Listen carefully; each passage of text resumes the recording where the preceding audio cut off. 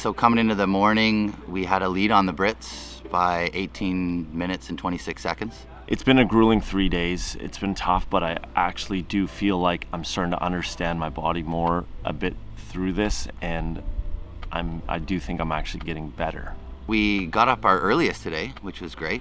Today was a weird one. Today was, because we knew there were some bike issues, so we had to get to a bike shop, and it takes a bit to get 12 people going, but we were at the bike shop for 9:30 when it opened, and when we got there, it was just a big close sign for, like, we're closed for 10 days for the bike show.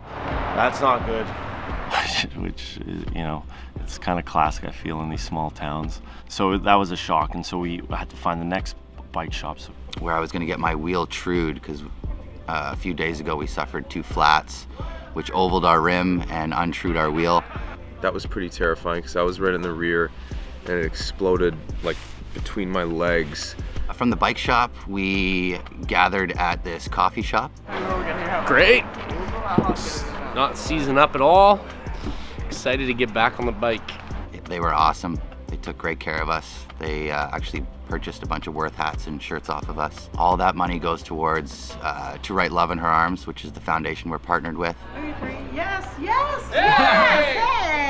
Hey! People need other people. The whole day, it was just one thing after another of things, you know, mishaps happening. The Brits bike fell down and their helmets got smashed. We actually had the Brits bike fall over and break all their helmets. So we were stuck for a couple hours trying to figure out where they were going to get more helmets. We can't obviously ride without helmets. Luckily, the lady who owns the coffee shop that we were staying at brought us 4 helmets that she got from someone she knows, and so we could ride, thanks to them. All of a sudden we look over and Ham's like deathly ill on the grass.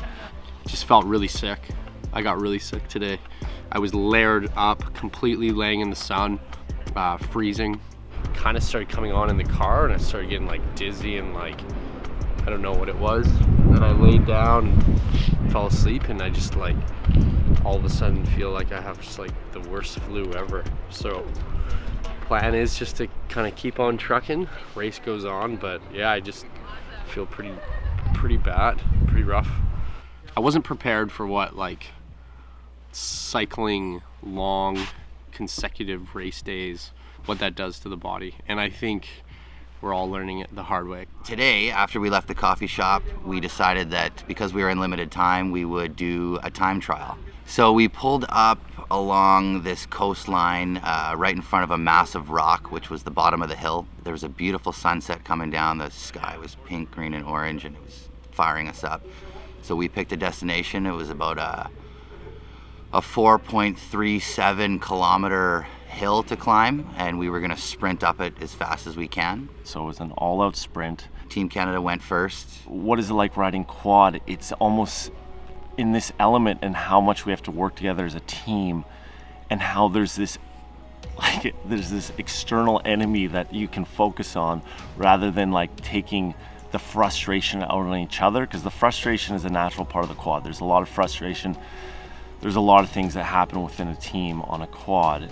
If you feel a little bit of a sluggish pedal, you have to just man up, being like, I'm taking the weight here, and you're not taking the whole weight, but you give that one powerful stroke and keep it grinding when you feel people slack off a bit, and then that motivates them, like without even saying anything. I was in this heavy state of breathing, and yeah, I was done, absolutely done.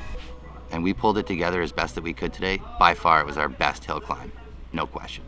That was one of the best hills we've done, and I think we're going to just continue to get better with our hills. And it took us about 16 minutes and 40 seconds to climb this grueling 4.37 kilometer incline. You know, there hasn't been many days that go by where I don't think about the mental health of, you know, the friends I've lost, and just being aware of my own mental health. So for those who aren't aware, Worth hats, you've probably heard it a few times. I started this initiative, and I really say Jacob Worth and Philip Altenberg started it. Jacob was in 2014, he was in the midst of in the early stages of starting a hat company, and several months later, none of us realized he was struggling with mental, as deep as he was. in mental health and his depression. And so Jacob took his life, and I, at that point, 25 hats were made in his honor for him to have his hat company and given to his close friends and family. In 2017, a classmate of Philip's, classmate Jacob's, one of my really close friends, Philip, took his life. I knew he was down and out, and we'd been talking about it openly for several months, and it seemed like he was getting better, but he wasn't. So, and he decided to close up at some point and not really share what was going on, and he took his life, like I said. And I've never been hit so hard.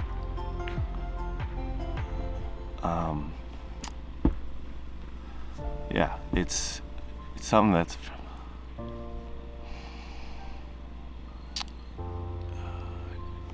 it's definitely very present for me. I had my best friend pass away 2 years ago, and he battled with substance abuse, and he died from that. So I miss him every day, and since he's been gone, I've had some tough times myself, just having rough days, fighting through some depression. And we all need to be more open. We all need to be more vulnerable with each other. I just want to bring attention to it because I think a lot of people are scared to talk about it. And this is kind of my way of putting it out there in the open and putting myself in the open and hopefully bringing some attention to it and fighting against it and helping people out. As I started opening up to the idea, I started realizing how important it is for people who don't have it, who don't deal with it personally on a day-to-day, how important it is for them to understand it and to be able to approach people they love who are dealing with it every day. It's something that people don't talk about, so breaking through that and getting vulnerable myself, I've been committed to doing in situations like this is part of it. Tomorrow's day 5, yeah. So Team Canada still has the win right now. I believe the Brits beat us in the time trial by about 2 minutes and 14 seconds. And that leaves us with a lead of 16 minutes and 2 seconds ahead still. So we just got to hold that lead. This is a race, and I was not expecting it to be this hard. I was like, this is very hard. This is like a full-on race. Also, if you haven't, click below, subscribe. There's links to the website, and check out the Instagram and get involved. Please go to the link down below. It isn't easy out here. It's not easy at all. We don't want to get on the bike tomorrow, really, we don't.